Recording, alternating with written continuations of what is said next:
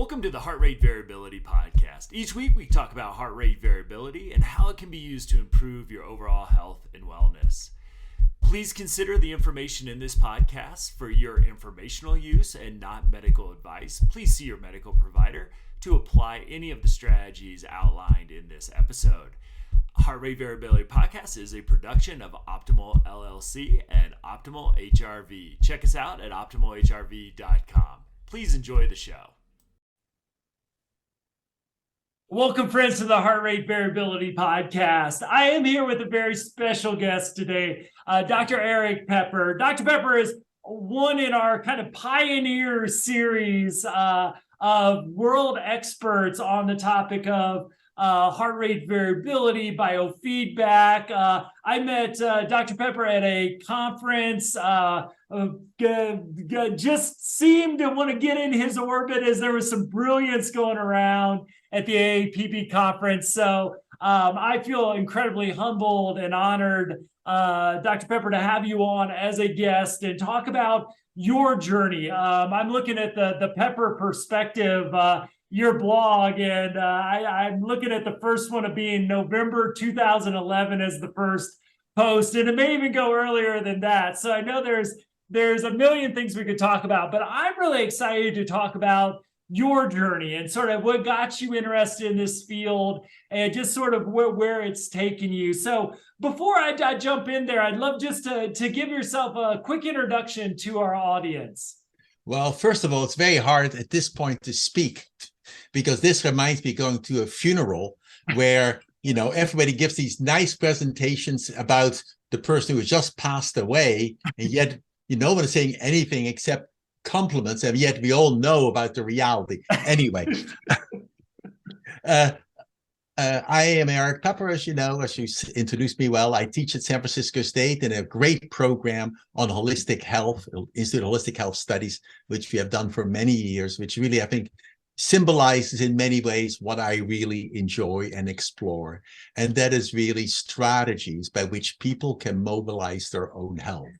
So in a way, how can you the word take control is almost the wrong thing to say, but what are the things that you can do to optimize staying healthy, joyful, and highly productive? I think that is sort of a hidden quest. And over the many years, I think I've been continually surprised that the limits of our experience are often the limits of our beliefs and our family and cultural hypnotic inductions almost, which we are unaware of.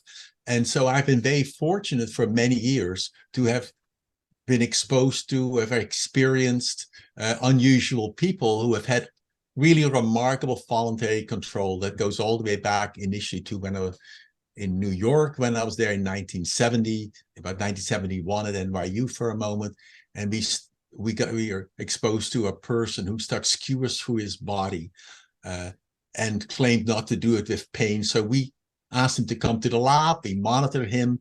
He took these bicycle spokes, which I had sharpened at that time, sterilized. Then he took his shoes. He had walked through Washington Square in New York to NYU. He put those sterilized skewers on the ground. He rubbed his dirty shoes on, and then he put the skewers through his side of his body and through his cheeks and all this stuff.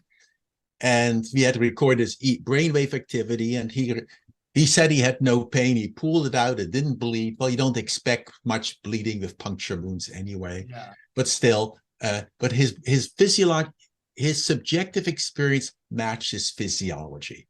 That namely, he was recording his EEG at that time, and it was producing a lot of alpha activity, and he saw really no alpha blockage, which you would have expected if he had oriented and looked or react. He had really no physiological response to pain, and that is again. And he healed really quickly, and they were not sterilized. He had no infection.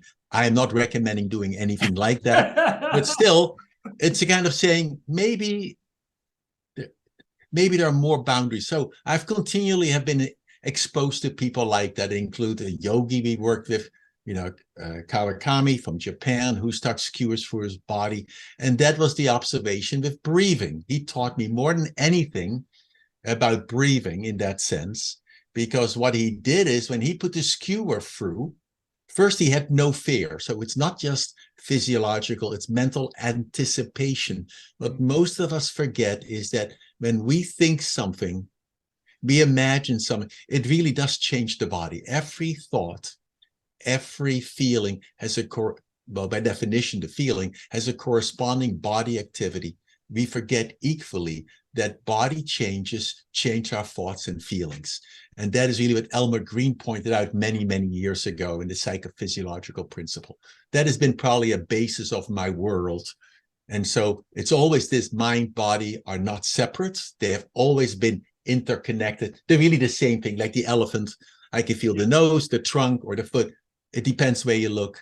And I see in this perspective that that has been the richness what biofeedback or now neurofeedback has brought to this world, that, you know, and to psychology and to medicine. But completing this story of this yogi, of Kawakami's son or sensei, you know, he really mentally did not expect any pain. He just thought it would be just interesting sensations. And most of us, if we go to the dentist and we get an injection, we already yell ouch before it almost mentally, we already react before the needle even goes in. That's the distinction. If you do not have the anticipation and can look at it as novelty, then the information that comes to you, you're open for learning and growth and change. And he showed that with his attention, and we were looking at his physiology. So we did do a QEEG on him. We did look at his breathing patterns. And what you then saw was something we had done many times before. And I probably give it credit to Brian Teep in the 1970s when he worked with emphysema patients. But what we observed was when he put the skewer through, he always did it during the exhalation phase. So he would inhale, and he would almost inhale partly in his chest as well, you know, but realistically he inhaled, and then he started to exhale. So then you could say during the inhalation, you know, his parasympathetic system pulled out a bit, the vagus. Then when he started to exhale, it came back, and he kept gently exhaling while he put the skewer through. You could say it's when the pain stimuli would occur. And then he would pause, however he was, and then he would inhale again while pausing. And then after he started to exhale again, he would push again. And he reported no pain. That process we have now applied for many people. And let me give an example with my daughter. It's the same thing. When my daughter was very little, she had to go for a vaccination or something. I don't even remember why, but she was going to get some form of injection. And I knew about this part now, that if you do it during the exhalation, your pain is at least reduced by 50 or 60%. Wow. And that may just be because of partly distraction technique. I happen to think it's the interaction of both. Mm-hmm. Of also that the physiology is not giving the alarm reaction, which then gives that startle almost. And so here I'm very smart. I thought I was quite smart. I went to the pediatrician. There was this very nurse practitioner who was going to give her the injection. I said to my daughter, no, please, breathe. And my daughter wouldn't listen to me, I can tell you. And so then luckily, this older, wise nurse said to me, Erik, get in front of your daughter. At that time, my hair was quite wild, all these curls. So my hair is at my daughter's mouth level, face level. And she said to my daughter, you see these curls? Do you think you could blow air at them and make a move? Well, my daughter thought this was great. She went, and as she was doing that, the nurse gave her an injection. My daughter, till this day, never knew she ever had an injection. I mean, she probably does, but had no reactivity. And so when you teach breathing, that taught me a couple of things by metaphor. One, direct instructions sometimes work, but often it takes too much effort. And what that nurse did was an indirect coaching, which was so much more powerful. I love that. And I think for breathing, the more we can do that, the more we can make it spontaneous, the better it works. And there's a lot of data for this. Yeah. If you go to the work by, I forgot the Italian researcher, I forgot his name, Benedardi or whatever. It will name come to me. He showed that when people were doing Ave Maria, singing Ave Maria, then you see this nice heart rate variability. because it's about a phrase, about 10 seconds, and the people just don't know they're doing it. Yeah. And it's a much better, I mean, not better is the wrong word to use, but it's a lovely way to teach people how to do this. Yeah. And in studies we have done with toning, with Madhu Asiani, who's the one who taught us that, where you do toning, you hear this lower sound like om or ooh. And if you do that, and you do this in a group, then you see massive heart rate variability. Yeah.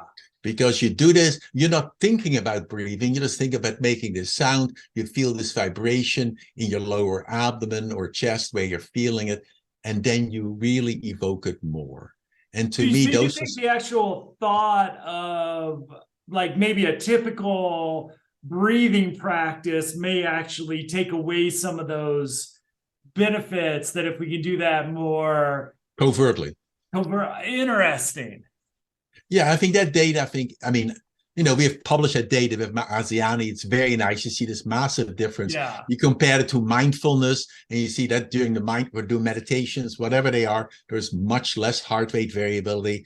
And here you do it with toning. There's massive heart rate variability within subject comparisons. There are many of those. Yeah.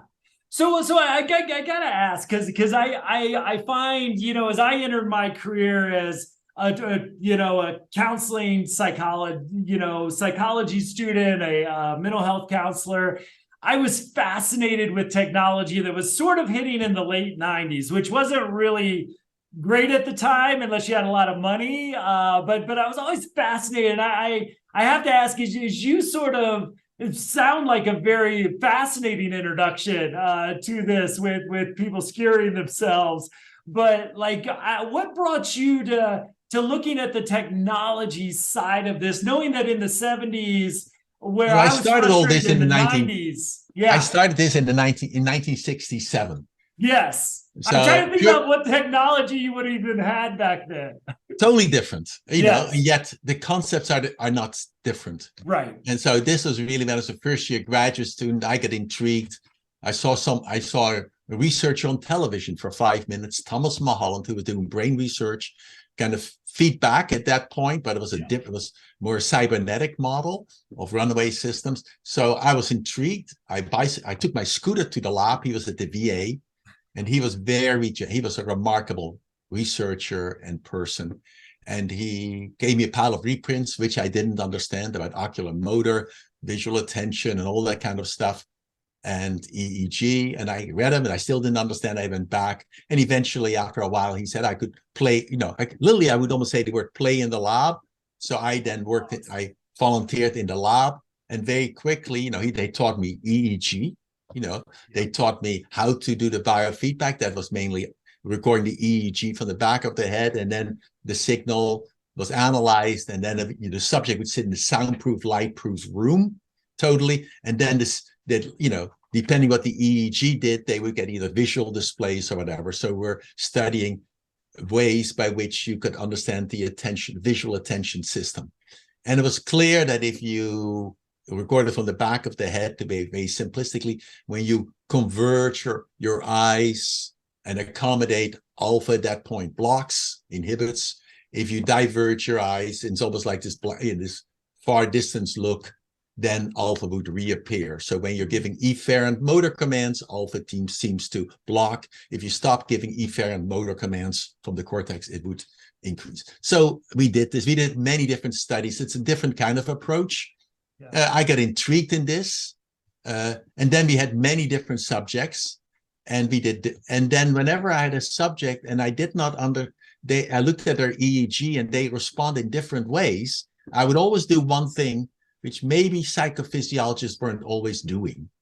After every subject, I always try to ask, what did they experience and during that time period? What was going on? Not just they did the study, but if you get these physiological changes, what is that associated with inside? So that's one. Often they would not know per se, but I'll tell one fun story about that in a moment. But then if I saw a pattern I didn't understand, I would go back in the room and I would try to produce the same pattern. And so I tried to figure out what were they doing emotionally, physically, to produce that kind of electrical pattern. in a sense. And we have published a number of studies together with Thomas Mulholland and others about the EEG. But I'll give one example which we have published. But we were doing a study where you looked at the person. Let me outline the study. The person sits in a totally light-proof, soundproof chamber, electrically shielded, because at that point the problems of electronics, it was much more difficult. You had this old Model 7 polygraph with the pens going, which you had to fill up the ink in and all that stuff. You adjusted, all the appropriate, and whenever the brain produced alpha activity, it would then either turn on a signal or off. It could be a sound or whatever. And you can also change the slope of the light going on or whatever. And in this case, we were intrigued in asking, how would the person react to a different picture? So these are all VA employees. So they're men. And so we had two pictures. One was a kind of erotic, elegant nude, just very beautiful. And one was a flower. They were balanced for color and light intensity. So you can't argue. That was it. And then we showed it. Well, it was clear. Now imagine you sit in the dark. Then after a while, when you're in the dark, your eyes tend to produce alpha activity. That would allow the picture to occur. But the moment you looked, your eyes would accommodate and verge, the alpha would disappear and the picture would disappear. And then you would have to wait in the dark till somehow alpha would reappear again, then the picture would show. So you could now use the time periods, how long alpha took to reoccur, as a curve of habituation. Wow. Okay, and so what we did is we had 10 subjects or so, 9 of them, or you gave all the same responses, basically. They saw the nude, they looked, it took them a long time before the alpha reappeared. That curve took a long time because they want to look, they want to see more, but then the moment they looked, it disappeared. Yeah. And then they would be almost activated. They still want to see more.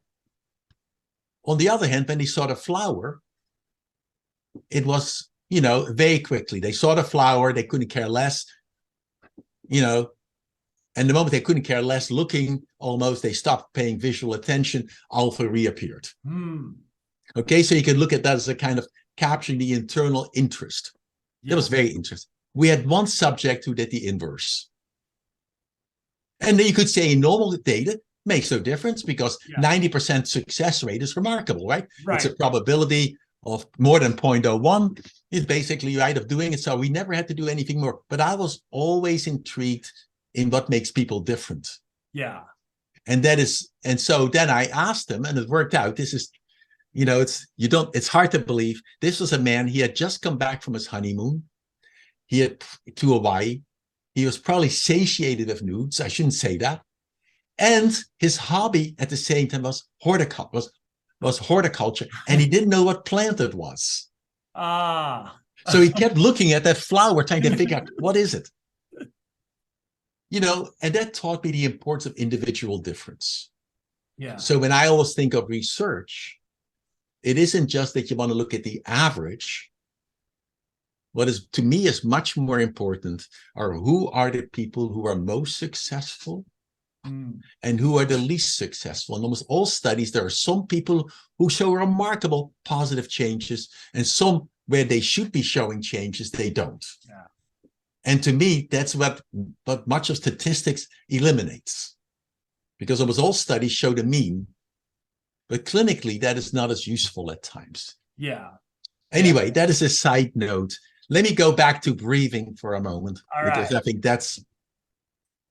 think there's one more part about breathing which is critical, which I really learned by studying Sufis a few years ago. It's already 8 years ago. So in the Mount Jordan, who stuck knives through their bodies. They didn't use breathing, interestingly, but they had total trust and safety. So if you have 100% trust and safety, feel safe and trusty in your shake in that sense, then you can do activities. And now you combine that with breathing. If you think of breathing, when you really are doing what I would call effortless breathing, and I think I'm in the philosophic perspective of Jan van Dixhoorn, who's one of probably the world premier experts about breathing. He's Dutch. Who I really deeply respect and have learned massive amount from. That breathing, when you really do breathing it is effortless. Yeah. And obviously, breathing is never one pattern.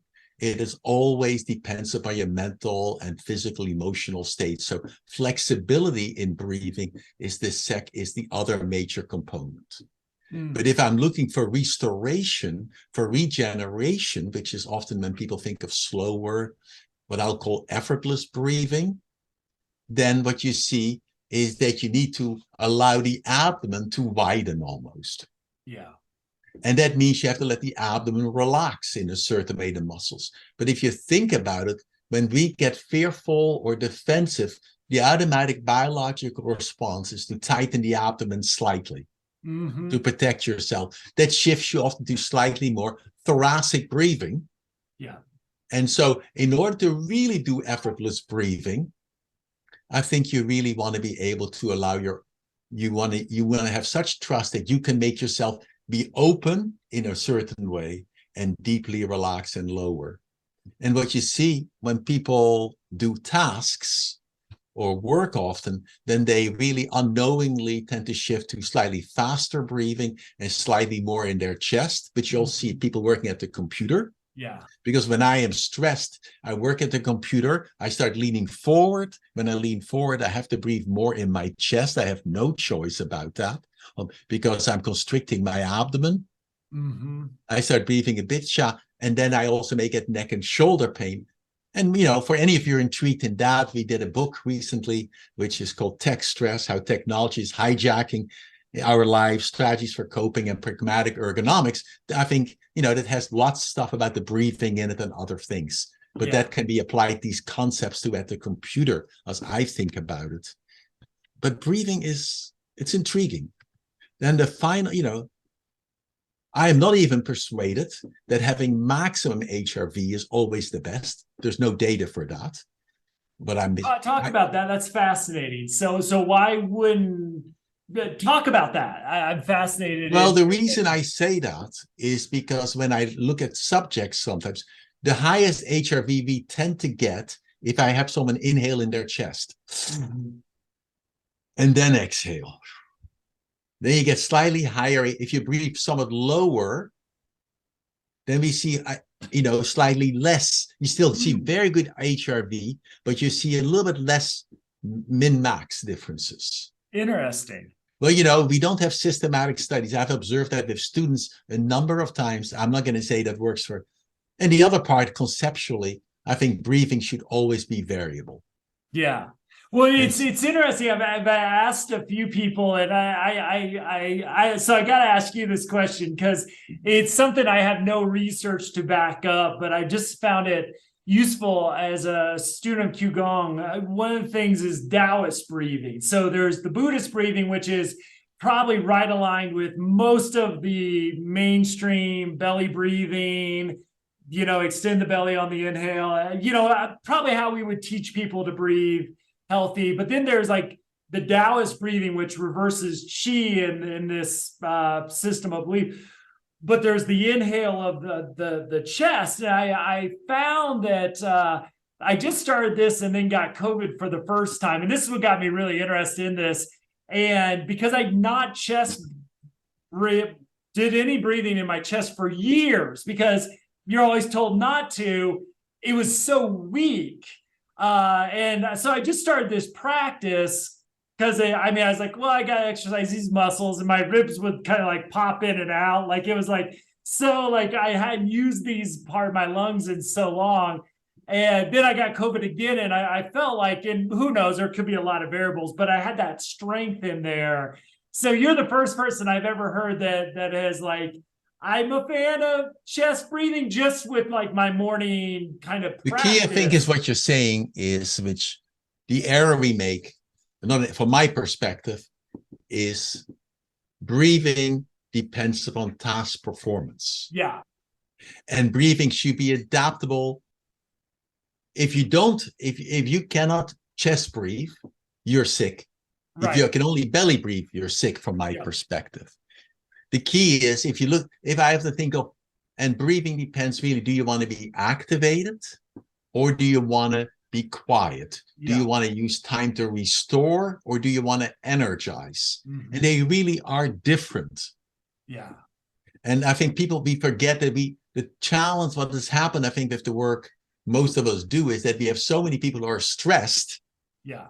That when they are stressed, then you want to teach them more, because they breathe all, they hold their abdomen tight all the time.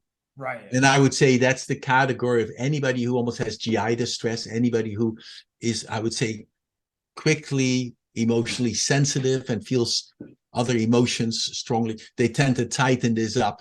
And they learned this as a tiny toddler. When the world was dangerous, you give this defense reaction, which is usually tightening your abdomen, a shallow gasp, and then shallow breathing on top. And when you do that, and that becomes your predominant pattern, then you tend to have, like I said, GI distress. You have much more dysmenorrhea and many other symptoms. And for them, and that's the largest population we see as patients, in some sense, my guess is. And therefore, because those, and for them, teaching lower diaphragmatic, or I would still call effortless breathing, more effortless breathing, which we tend to call diaphragmatic breathing. But diaphragmatic breathing is not just the belly plopping out forward, it's the pelvic floor on the inhalation going down. It's the lower ribs widening slightly. And it's like, I look at the body like a pear, just what I always wanted to be. And the pear expands, And so really what you want is that the diaphragm goes down. And that is the other forgotten information about diaphragmatic breathing. And I really mean that. We tend to think of diaphragmatic breathing predominantly as a pump for gas exchange. That's oxygen eventually going in and carbon dioxide going out, being somewhat simplistic. And then the second one is as a pump or a cofactor in increasing heart rate variability. Yeah. That's sympathetic, parasympathetic balance. There's at least a couple of major other components of breathing, which when you're doing what I'll call effortless breathing, or you may call whole body breathing, depending on the size. And that is, if you now think back of a little baby, an infant sitting, a happy little infant, then what you see is the stomach doesn't just go forward, almost the kidney area widens, the pelvic floor would widen, the upper chest has very little movement, but the spine also moves. Yeah. So it's a whole dynamic expansion and then constriction. So that's one. So that means, but you can't do that if I sit on a chair, because when I sit in a chair, my spine is locked. And so there's no more movement. So all I do is I move forward, outward. Yeah. The second part is, so that's the absence of spinal movement. The second one really is that the diaphragm is a pump for venous and lymph return from the abdomen. And so when the diaphragm, let me make one more. Okay. When I'm exhaling, I'm essentially need in the vertical position, need to tighten the muscles of my abdomen slightly, transfers and obliques. My pelvic floor slightly tightens. All of that squeezes the abdominal content upward against the diaphragm. They are the antagonist muscle for the diaphragm that pushes the diaphragm up, that increases the interthoracic pressure, that allows the air to flow out. Yeah.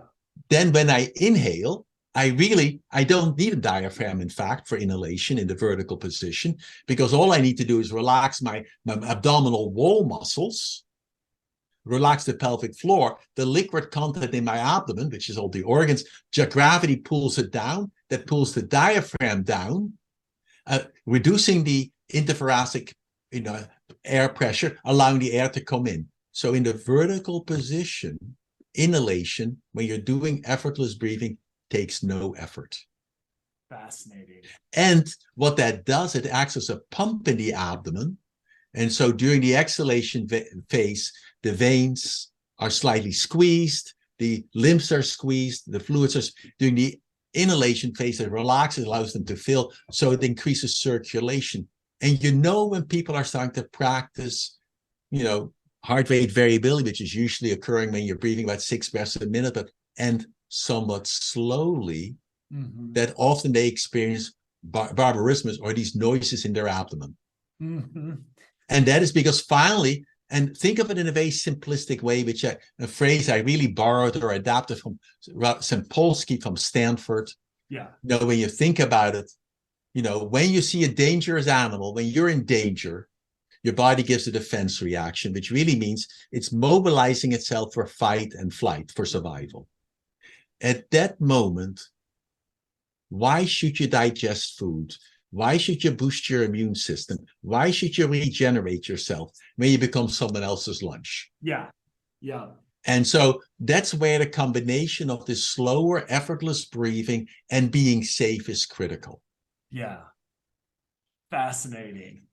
So I've got to ask, because I really want to like build upon from the 60s to here, and then what sort of you've seen, and you know, I'm sure laboratory has changed dramatically in your time, and what the lab looks like today versus what it looked like when you first started.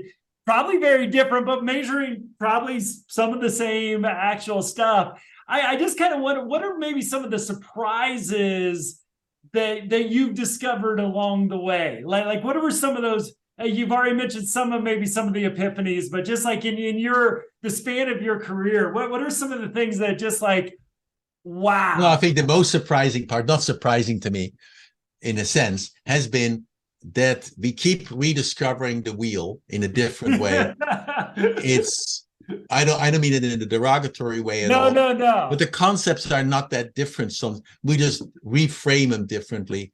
You know, if you look at the history of biofeedback, we start with EEG, then you go to muscle, then you go to temperature, then you go to breathing, then you go to HRV, and now you go to QEEG, and then, you know, but underneath it all, there are many similar concepts that occur. Or you think of meditation, you think, you know, we started in our recent time, well, you had progressive relaxation and autogenic training first in our more Western model. Then we had transcendental meditation. Those were all big waves. They all showed superb medical outcomes. Yeah. Then now we have mindfulness. But if you go, forget about all the labels on them, then you see there are some really communalities of those. And I think that's what many of us forget. We jump on a bandwagon, me too, and we say, this is it. But we forget that even that much of the training, and especially with biofeedback or any tool, there's an interaction between this what I will almost say placebo or hope that we engender, and the biofeedback signal shows you can have hope. That gives an optimism, and that does this more. And we forget that sometimes, the importance of setting or the environment. Yeah. And you know, the researcher, we all know this, but it was Ed Taub who first showed this eloquently many years ago in the early 70s with temperature training. When he had a technician who was superb, well-trained by Neil Miller. She was very good. She did the training. They did a whole protocol to teach people to warm their hands. They were basically unsuccessful. Now, since this is a grant, you don't want to not be successful. But anyway, sadly, she was a great scientific data gatherer. She was superb. However, the people really didn't learn. Like 19 out of 20 people didn't really warm their hands. You know, and that also, that was an era when people believed you could not learn. Remember that? Yeah. I remember.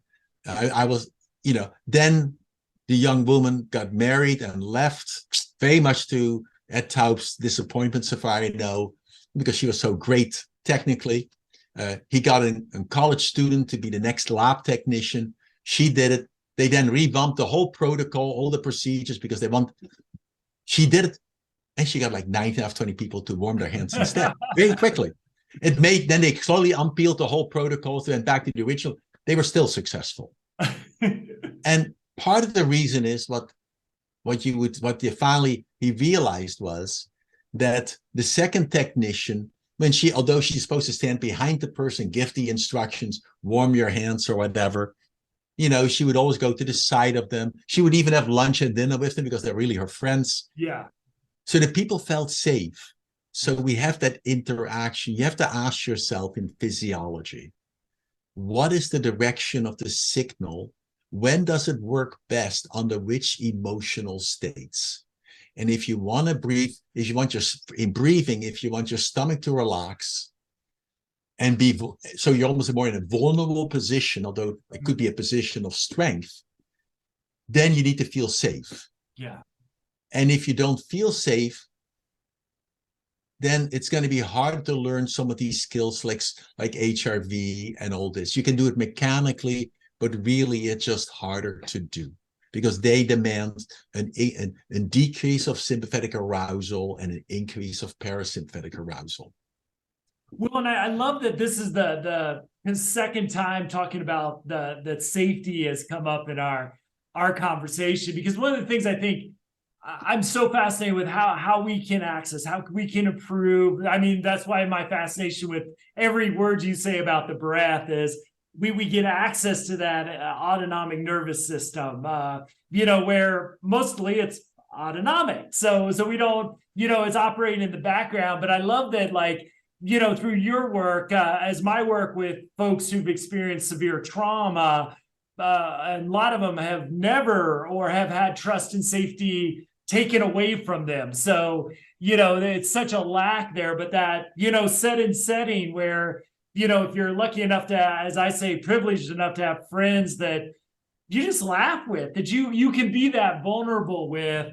Yeah, you may not be doing a breathing exercise, but in some ways you're getting that same autonomic balance. And I never thought about sticking swords in people. That's a new one.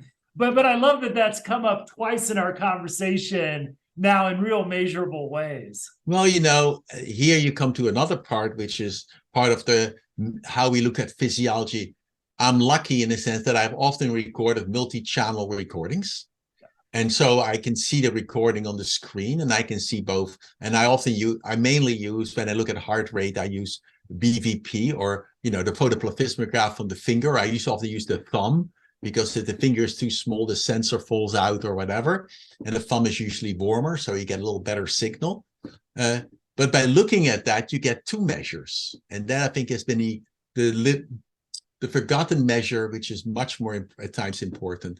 You get the heart rate, which is now the hot area, right? Heart rate variability. That's the whole part of optimum HRV. You're missing, however, a major signal, which is if not more important, as important, and that is the pulse amplitude, the height of that signal. Mm-hmm. So what you see is that amplitude signal really changes. The heart rate could stay the same, but the amplitude can really go down or go up. And that really responds especially to situations of fear. So I'm putting that in a very broad category, but the moment a person is fearful, as if the blood vessels or the cardiac output, either way, decreases, causing the pulse amplitude to be significantly less. And you can see this.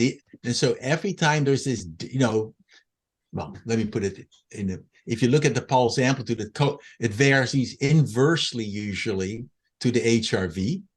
So as the heart rate speeds up, the amplitude goes down a little bit. As the heart rate goes slower, the amplitude goes up because you have more cardiac output. So that is one pattern.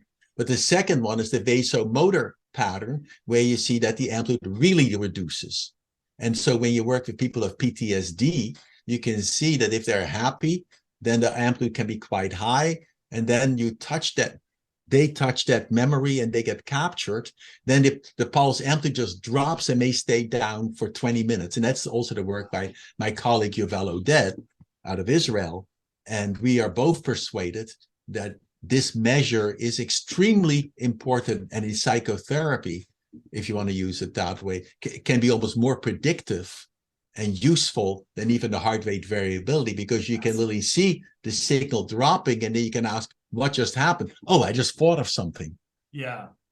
And it co-varies often with skin conductance, because we would see them on the graph at the same time. Okay. Meaning inversely, skin conductance would go up, heart pulse amplitude goes down. However, skin conductance often comes back, but the pulse amplitude may not come back in PTSD. And so I think it is a signal that people have not looked at because it's a relative signal, unlike heart rate is an absolute signal. Yeah. And this is a relative measure. So when people have cold hands, the signal is smaller. When their hands are warmer, the signal is higher, which is a great measure to know when you're teaching people effortless breathing, I would call it that way, or heart rate variability. because you really know when people are more successful. For many of them, then they experience their hands warming slightly. Interesting. And when their hands warm, it's like they have more trust, they're breathing slower, and or their PCO2 in the bloodstream is going up. Okay. It causes vasodilation more. On the other hand, if they are doing good heart rate variability and they're over breathing all the time, then often the pulse amplitude will go down a bit because their hands get colder. So they are hyperventilating without knowing, called over breathing. Interesting. So I would look at pulse amplitude as a co-measure to say you're doing it. It's not true for everybody, but you can do it next time. You put your hands, before you start, you put your hands against your throat, the carotid artery. You can approximately feel the temperature of your hand. This tends to stay warm anyway. Are my hands cool or warm? Then I do the training. I do my slow breathing. I can imagine the air going down my arms and out my hands. I do this slowly. And then I do it about 6 breaths a minute, approximately. You get a fairly good heart rate variability. And then I think, you know, and you do it without effort. And most effort is to try to breathe less, not more. Exhale longer with less flow. And let the inhalation almost occur by itself. Try not to inhale in a real effortless way.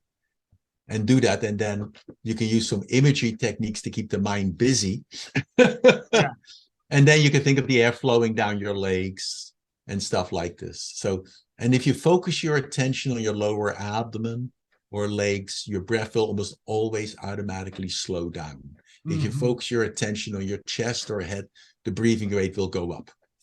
Fascinating. We have published that. I mean, very cool. You can do this just by having you focus on your chest here. And you can see the runaway pattern. When you get panic, you feel panic in here. If you can distract and go to your toes and imagine the air flowing to your toes, notice it takes a long time to exhale. So without any effort, you're already tricking the person into slower breathing. So toe breathing, I love it. Toe breathing. So before I let you go, I gotta ask, it seems like, you know, your world is in many ways coming out of the lab in a rapid way. When you look at, you know, people with Apple Watches and Whoops and what we're trying to do with heart rate variability, heart math out there. I know they've been around for a while. Like, you know, I got, as you kind of look with all the history that you've had in this field, and you look towards the future where all of a sudden, I think it's great. Like now we got these smartphones which probably have more computing power than that original lab that you were in. Like, what do you see going forward that we can measure this, we can quantify this, it's getting affordable for folks? I just love to see it as you look forward.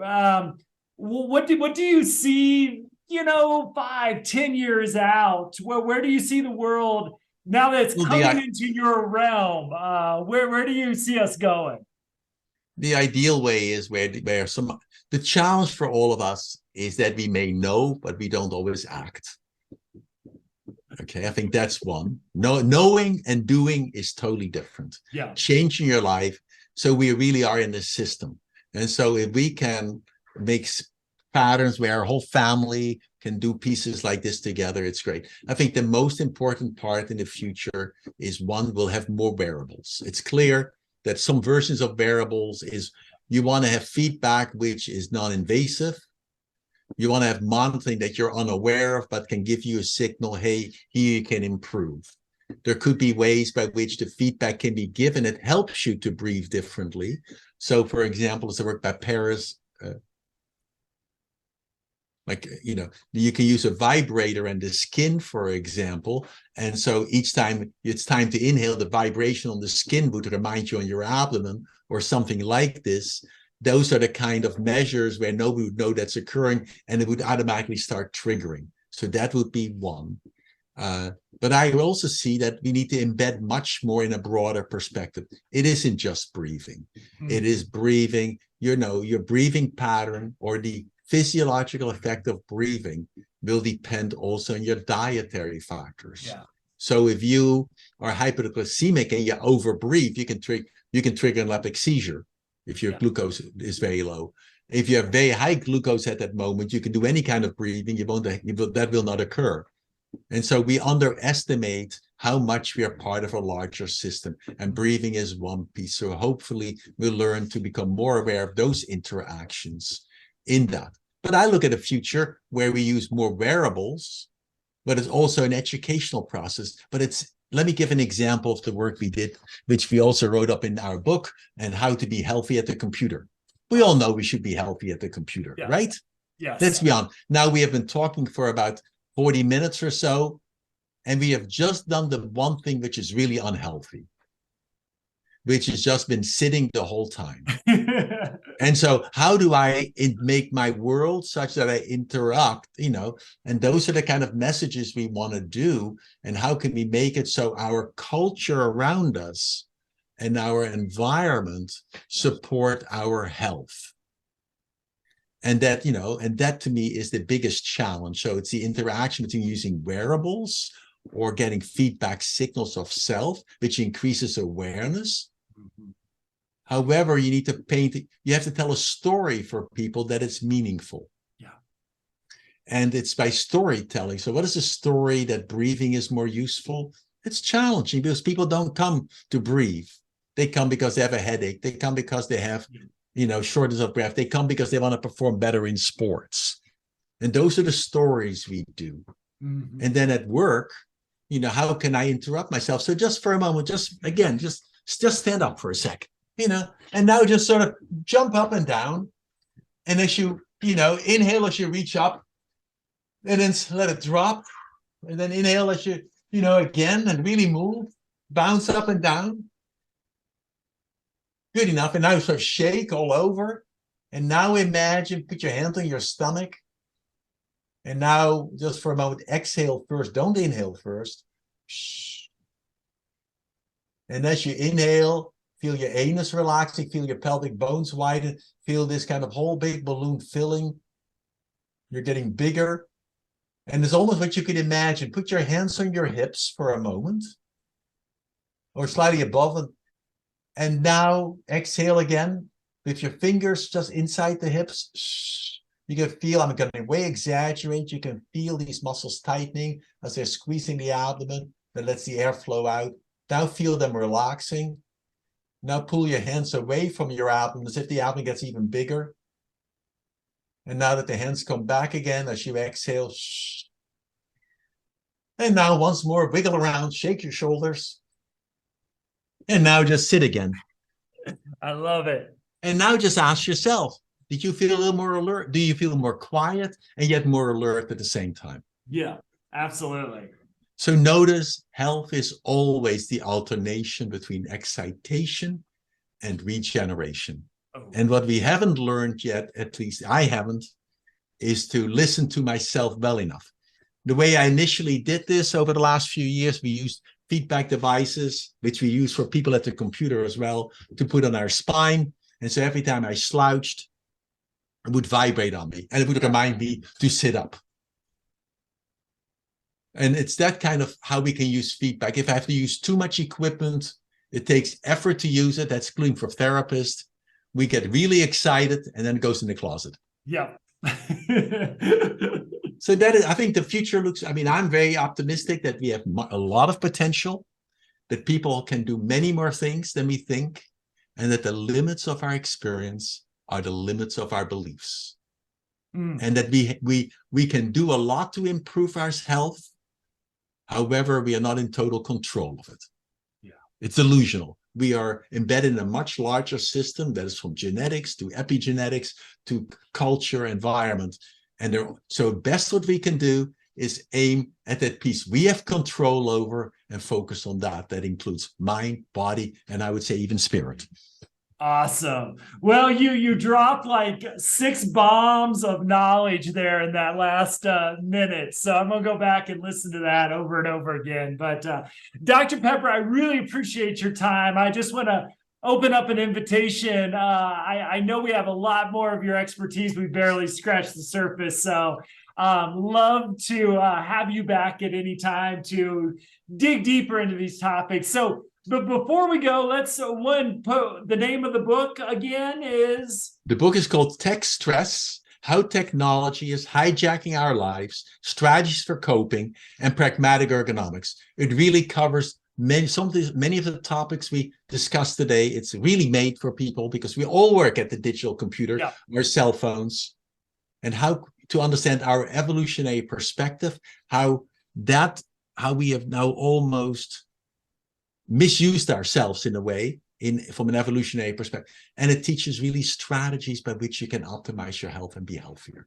Awesome. Well, I spend my whole time on this computer, so that is on my reading list for sure. I've got the pepperperspective.com, PEPER perspective.com. I know I've visited that site several times and I'm on the email list. So I would highly suggest folks visit that as well. And I just want to thank you for your work and your time. This has been a fascinating conversation.